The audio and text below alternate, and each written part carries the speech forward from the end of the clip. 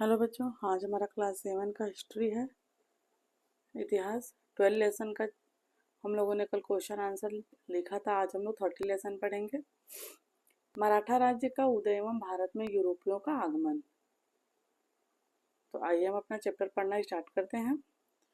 जब मराठा साम्राज्य का उदय था तब भारत में यूरोपियों का आगमन कैसे हुआ था। मराठा शक्ति का उदय किसी एक व्यक्ति अथवा विशेष व्यक्ति समूह का कार्य न था, बल्कि इसका आधार महाराष्ट्र के संपूर्ण निवासी थे, जिन्होंने जाति, भाषा, धर्म, साहित्य और निवास स्थान की एकता के आधार पर राष्ट्रीयता की भावना को जन्म दिया। औरंगजेब की प्रशासकीय अव्यवस्था के कारण केवल उत्तर भारत में ही नहीं वरन दक्षिण भारत की मुस्लिम रियासतों में भी गहरा असंतोष था। सोई हुई मराठा जाति को रामदास, तुकाराम, श्री एकनाथ जैसे संतों ने एक भाषा, एक ही प्रकार के रीति रिवाज और एक सी जीवन पद्धति की भावना उत्पन्न करके एक सूत्र में बांध दिया।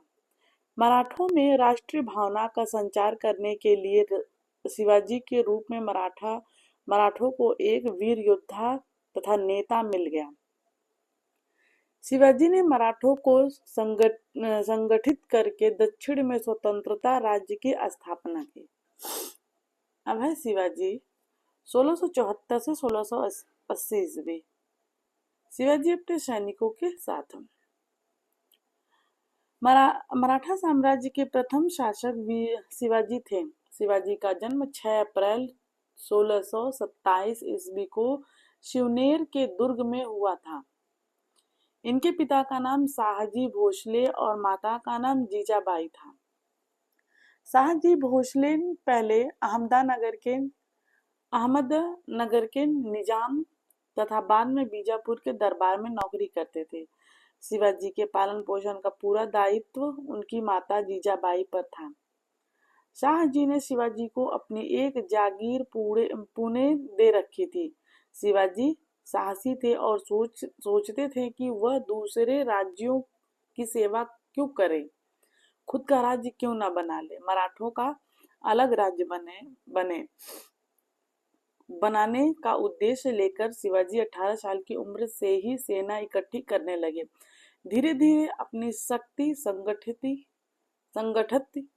करके एक स्वतंत्र राज्य बनाने के उद्देश्य से शिवाजी ने आसपास के क्षेत्रों पर आक्रमण करके उन्हें जीत लिया। उन्होंने पूना के आसपास के कई पहाड़ी इलाकों को जीता और नए दुर्गों का निर्माण भी कराया, जैसे रायगढ़ का दुर्ग। शिवाजी को स्वतंत्र राज्य की स्थापना करने में दक्षिण के बीजापुर और अहमदनगर के सुल्तानों तथा दिल्ली के मुगल बादशाह से संघर्ष करना पड़ा। शिवाजी को मारने के लिए बीजापुर के सुल्तान ने अपने एक प्रमुख सेनापति अफजल खान को एक विशाल सेना के साथ भेजा। अफजल खान ने शिवाजी को मारने के लिए चालाकी से उन्हें अपने तंबू में बुलाया। आइए अब आगे की कहानी पढ़ें।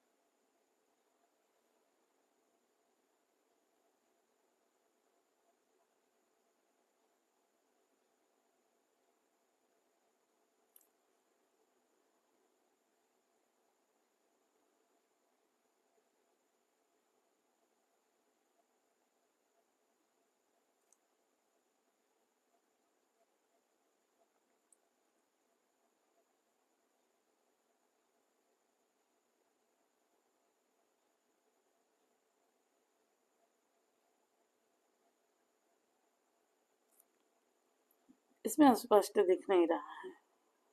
कहानी आप लोग बुक से पढ़ लीजिएगा। इलाकों पर पूरा अधिकार किया जिन पर मुगलों का अधिकार हो गया था। सैनिक और आर्थिक सृष्टि से मराठों ने अपनी शक्ति को बहुत बढ़ा लिया और अब वे मुगल सेना का सामना भली भांति कर सकते थे। मुगल बादशाह औरंगजेब को मराठों ने लगातार गोरिल्ला या छापामार युद्धों में व्यस्त रखा। छापामार युद्ध प्रणाली सेना की छोटी टुकड़ी जिसमें सैनिकों की संख्या कम होती थी। ये शत्रु से आमने सामने युद्ध न करके पहाड़ियों व जंगलों में छिपकर उन पर पीछे से हमला करके भाग जाते। इस प्रणाली को छापामार युद्ध प्रणाली कहते थे। शिवाजी ने मुगलों से लड़ने के लिए छापामार युद्ध प्रणाली का प्रयोग किया था। इसे गोरिल्ला युद्ध प्रणाली भी कहते हैं। मराठा संगठन। बालाजी विश्वनाथ की मृत्यु के बाद उनका पुत्र बाजीराव प्रथम पेशवा बना। इस प्रकार पेशवा पद के वंशानुगत होने की परंपरा प्रारंभ हुई। बाजीराव प्रथम एक कुशल सेनापति, महत्वाकांक्षी तथा उच्च कोटि का कूटनीतिज्ञ था। उसने मालवा एवं गुजरात पर आधिपत्य स्थापित करके मराठा साम्राज्य का विस्तार किया।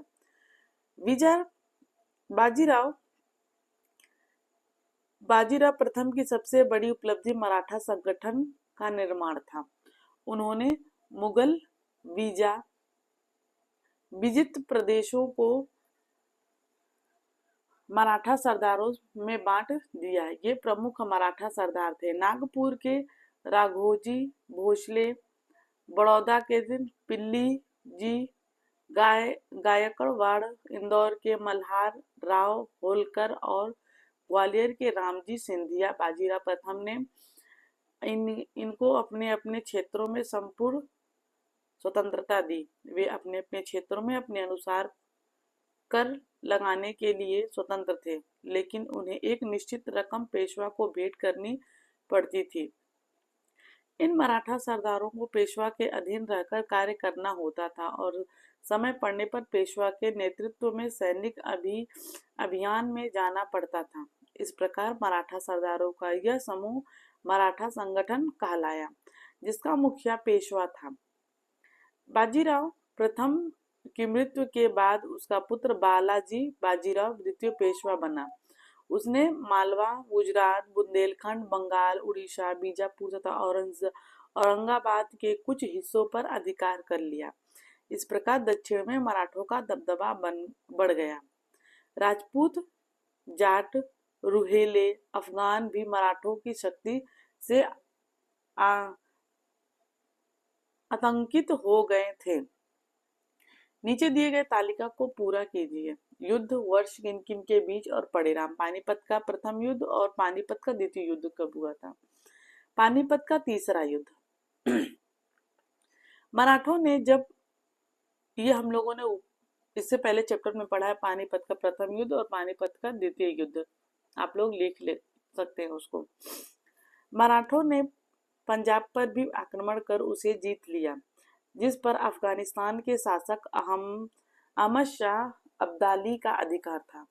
अब्दाली ने रुहेले अफगानों की सहायता से पंजाब पर पुनः अधिकार करके दिल्ली की ओर प्रस्थान किया, जहां सन 1761 में पानीपत के मैदान में मराठा और अब्दाली की सेनाओं के बीच युद्ध हुआ। मराठों को जाट, राजपूत एवं सिख सरदारों का सहयोग नहीं मिला और अहमद शाह अब्दाली विजयी रहा।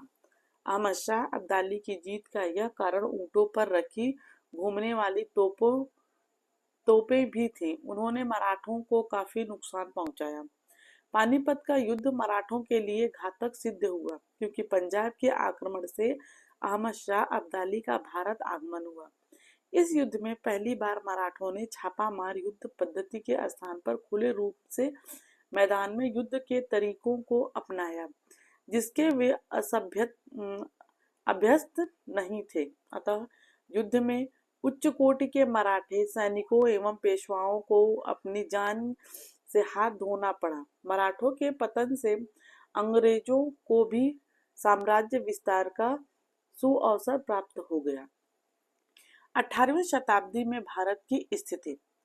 18वीं शताब्दी में भारत में आरंभ में भारत के विभिन्न भागों में देशी और विदेशी शक्तियों के अनेक छोटे बड़े राज्य स्थापित होने लगे थे। बंगाल, अवध और दक्षिण आदि प्रदेशों ने अपनी स्वतंत्रता स्थापित कर ली। भारत के उत्तर पश्चिमी की ओर से विदेशी आक्रमण होने लगे। सन 1739 में नादिर शाह के आक्रमण ने कमजोर मुगल साम्राज्य की जड़ें हिला दी और सन 1761 में अहमद शाह अब्दाली के आक्रमण ने मराठों के अस्तित्व को लगभग समाप्त ही कर दिया। इस समय कोई एक ऐसी शक्ति नहीं थी जो विशाल भारत को एकजुट रख सकती। मुगलों के पतन, मराठों की हार तथा छोटे छोटे राज्यों के आपस की लड़ाई ने यूरोपीय कंपनियों को शीघ्र ही सर्वश्रेष्ठ बना दिया। विदेशी व्यापारी कंपनियों ने भारत की राजनीति में हस्तक्षेप करना प्रारंभ कर दिया था। किस मुगल राज्य ने विदेशी कंपनियों को भारत में व्यापार करने की इजाजत दी थी? लिखिए। इस समय तक कौन कौन सी विदेशी कंपनियां भारत में आ चुकी थी, उनके नाम लिखिए। जिस समय यूरोप में पुनर्जागरण आंदोलन जोर पड़ रहा था, भारतीय साम्राज्य लोकवाद और भक्तिवाद के गहरे सागर में डूबा हुआ था। वह दूसरे देशों में हो रहे विकासों को नजरअंदाज कर रहा था। मुगल साम्राज्य एवं उच्च वर्ग करोड़ों रुपए ऐश्वर्य सामग्री बनाने व जुटाने में खर्च कर देते थे। उन्होंने घरेलू उद्योग व्यापार को सुदृढ़ बनाने की बजाय विदेशों से भोग विलास की वस्तुएं मंगवाना उचित समझा। यहाँ यूरोप में किताबें मुद्रणालय में छपती थी। भारत में किताबें अभी तक हाथों से लिखी जाती थी, जिसका उदाहरण हमें बाबरनामा एवं अकबरनामा जैसी हस्तलिखित पुस्तकों से मिला है। उधर यूरोप में जहां प्रौद्योगिकी का विकास हो रहा था तथा लड़ाई के लिए नए नए हथियार, बंदूक, हल्की तोपें आदि का निर्माण हो रहा था, भारतीय अभी भी पैदल सेना, हाथी, तलवार, भालों तथा भारी भरकम तोपों का इस्तेमाल कर रहे थे। यद्यपि 18वीं सदी में भारत में व्यापार और वस्तु निर्माण का विस्तार होता रहा, परंतु यूरोप की तुलना में भारत न केवल विज्ञान और प्रौद्योगिकी के क्षेत्र में बल्कि अन्य मामलों में भी पिछड़ा ही रहा। उदाहरण के लिए माल का ज्यादातर निर्माण छोटे पैमाने पर ही किया जा रहा। मशीनों का कोई इस्तेमाल नहीं किया गया और कारीगर सरल से सरल औजारों से ही कार्य करते रहे। नतीजा यह हुआ कि कोई भी कारीगर चाहे जितना ही कुशल क्यों ना रहा हो, उसकी उत्पादक क्षमता निम्न कोटि की ही रही। पश्चिम की तरह यहाँ के कारीगर तरक्की करके व्यापारी और उद्यमी नहीं बन सके। 16वीं शताब्दी तक इस तरह के यंत्र यूरोप में बन चुके थे, जिसके आधार पर यूरोपीय नाविक देश विदेश की यात्रा करने में सफल रहे। इसके अलावा दुनिया में यूरोपीय नाविक नए नए देशों की खोज कर रहे थे तथा भारत में विदेशी यात्री व विदेशी व्यापारी आ रहे थे। शक्तिशाली मुगल भारतीय नौसेनाओं को सुदृढ़ बनाने के बजाय यूरोपीय जहाजों पर निर्भर रहे। उधर यूरोपीय देशों ने शक्तिशाली नौसेना तथा सुसंगठित व्यापारी बेड़े के कारण भारत के साथ व्यापारिक संबंध बनाने तथा इसका उन्होंने भरपूर लाभ उठाया। मुगलों ने विदेशी व्यापार के महत्व को समझ लिया था। इस कारण उन्होंने यूरोपीय व्यापारिक कंपनियों को संरक्षण एवं प्रोत्साहन प्रदान किया। राष्ट्र के आर्थिक विकास में वे नौसेना के महत्व को नहीं समझ सके। इस कारण भारतीय व्यापारी एवं निर्माता शक्तिशाली नौसेना तथा सुसंगठित व्यापारी बेड़े के अभाव में विदेशों में होने वाले व्यापार के मुनाफे का अधिक लाभ नहीं उठा सके। इस प्रकार विज्ञान एवं तकनीकी के क्षेत्रों में भारत अन्य देशों से पिछड़ता गया। मुगल शासक वर्ग ने उन्हीं बातों में दिलचस्पी रखी जो उनके तत्कालिक महत्व था। महत्व तथा विलास की थी। भविष्य को निर्धारित करने वाली बातों के प्रति उनकी कोई रुचि नहीं थी। इसके दूरगामी परिणाम हुए और भारत आने वाले 200 वर्षों तक विदेशी ताकतों की जंजीरों में जकड़ा रहा। कारखाने में काम करते हुए लोग, कारखाने में तोपों का निर्माण, विदेशी सुसंगठित व्यापारी बेड़े, यूरोपीय सैनिकों द्वारा बंदूक का इस्तेमाल, सूत काटने का कारखाना। अब है शब्दावली। चैथ, मुगल साम्राज्य को दिए जाने वाले कुल लगान का 1/4 भाग, जिसको मराठे अतिरिक्त कर के रूप में मराठा राज्य के बाहर के क्षेत्रों से वसूलते थे। सरदेश मुखी, संपूर्ण आय का 10वां भाग, जिसको मराठे सारे क्षेत्र से वसूल करते थे। अष्टप्रधान, 8 मंत्रियों की एक समिति जो शासन कार्य में मराठा शासक को सलाह देने का कार्य करती थी, अष्टप्रधान कहलाती थी। नीचे है क्वेश्चन आंसर। शिवाजी का जन्म कब और कहाँ हुआ? शिवाजी के माता पिता का नाम बताइए। शिवाजी का राज्याभिषेक कहाँ हुआ था? ये हम लोग नेक्स्ट क्लास में पढ़ेंगे। अभी हम लोगों ने चैप्टर पढ़ा, क्वेश्चन आंसर हम लोग नेक्स्ट दिन पढ़ेंगे, लिखेंगे इसको। अगर वीडियो पसंद है तो चैनल को सब्सक्राइब करिए। हम अपना क्लास यहीं पे बंद करते हैं। धन्यवाद।